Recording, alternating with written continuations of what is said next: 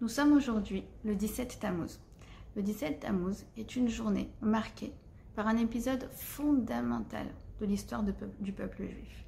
Il s'agit de la faute du veau d'or. La faute la plus, j'ai envie de dire, incompréhensible de l'histoire du peuple juif. En effet, nous étions à peine sortis d'Égypte. Nous avions à peine vu les 10 plaies, les miracles, l'ouverture de la mer Rouge, et puis surtout le Mahamad Har-Sinaï, la révélation divine sur le mont Sinaï et le don des 10 commandements. 40 jours plus tard à peine, eh bien le peuple a fait une chute remarquable. Qu'est-ce qu'il s'est passé? Eh bien, il y a eu un groupe d'hommes qui a fabriqué une idole, qui a fabriqué un veau d'or, qui s'est prosterné devant ce veau d'or en disant « Ele oalecha Israël asher elucha meret Mitzrayim » voici tes dieux, Israël, qui t'ont fait sortir d'Égypte. Incompréhensible. Or, nos chachamim nous disent, vous savez que aucune femme n'a participé à cette faute. Pas une. Aucune ne s'est fourvoyée. Elles ont toutes gardé leur émouna en Hachem. Alors je vous pose la question, pourquoi nous les femmes, nous sommes également astreintes à ce jeûne du 17 Tammuz? Eh bien justement, parce que la clé de la réparation de cette faute se trouve justement chez les femmes. Alors venez, on va essayer de comprendre un peu plus en profondeur la gravité de cette faute. Pourquoi? C'est de l'ordre, en fait, de l'inacceptable. Nous dit le Beth Halevi, ce qui s'est passé en fait ce jour-là, c'est qu'effectivement, il y a eu un groupe qui s'est fourvoyé, qui s'est planté. Mais à côté, il y a une multitude de personnes qui a dit « Ah, Ele oalecha Israël, ah, toi, ton Dieu, c'est le veau d'or, pas de problème. Écoute, moi, mon Dieu, il s'appelle Hachem, toi, ton Dieu, c'est le veau d'or, aucun problème. Chacun fait ce qu'il veut, chacun voit midi à sa porte, je te juge pas, tu me juges pas. » Et le Beth Halevi nous dit « Mais c'est de la tolérance, vous croyez? C'est pas de la tolérance, c'est de l'indifférence. » Or nous, notre peuple, il s'est fondé sur quoi? Sur quoi on a eu la Torah? Sur le fait qu'on était Keish Echad Belev Echad, on est solidaire, on forme un seul tout, un seul homme. On est Kol Israël, Arevim, Zelazé, on est tous garants les uns des autres. On ne peut pas se permettre de sombrer dans une telle indifférence. Du style, ah bah écoute, ouais, écoute, elle fume des joints, pas de problème, chacun fait comme il veut. Ouais, elle attache pas ses enfants, elle les attache pas dans la voiture, écoute, chacun fait comme il veut.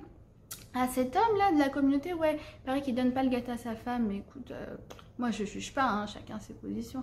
Ah bah tu sais quoi, il a le corona en ce moment, mais il se balade dehors, aucun problème, écoute, chacun fait comme il veut. Moi je juge pas, toi tu me juges pas. Mais ça s'appelle de l'indifférence. En même temps, est-ce que ça veut dire que dès lors que je ne suis pas d'accord avec quelqu'un, que finalement je ne partage pas le point de vue des autres, eh bien je vais me mettre à les blacklister, à les sortir de mon cercle d'amis, à couper les ponts complètement? Absolument pas. Pourquoi? Parce qu'en même temps, nous avons besoin de créer une solidarité. C'est pour ça que la réaction de Moshe à cet événement a été très étonnant. Qu'a-t-il fait? Il a pris les tables de la loi et il les a brisées. Que signifie ce geste?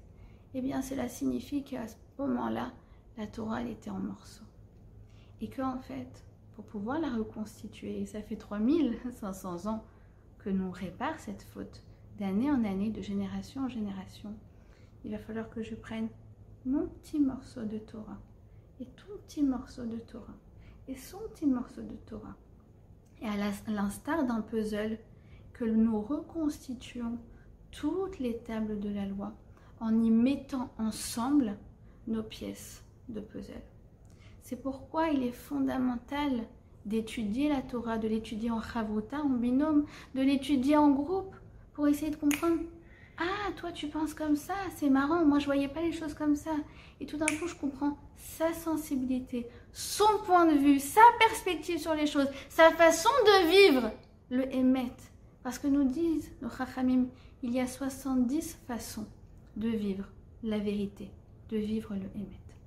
Et donc, finalement, on doit absolument dépasser justement cela et essayer de comprendre Ohave Hachem Sinura. Le roi David nous dit, celui qui aime Hachem, il déteste le mal. Ça veut dire qu'en fait, c'est vrai, je ne cautionne pas l'acte, mais la personne, je l'aime toujours. Et c'est la raison pour laquelle, quand je la vois se planter, quand je la vois faire des victimes sur son passage, Chazvé Shalom, alors il m'incombe de prendre mon courage à deux mains, d'aller la voir et de lui dire, je ne suis pas d'accord avec ce que tu fais.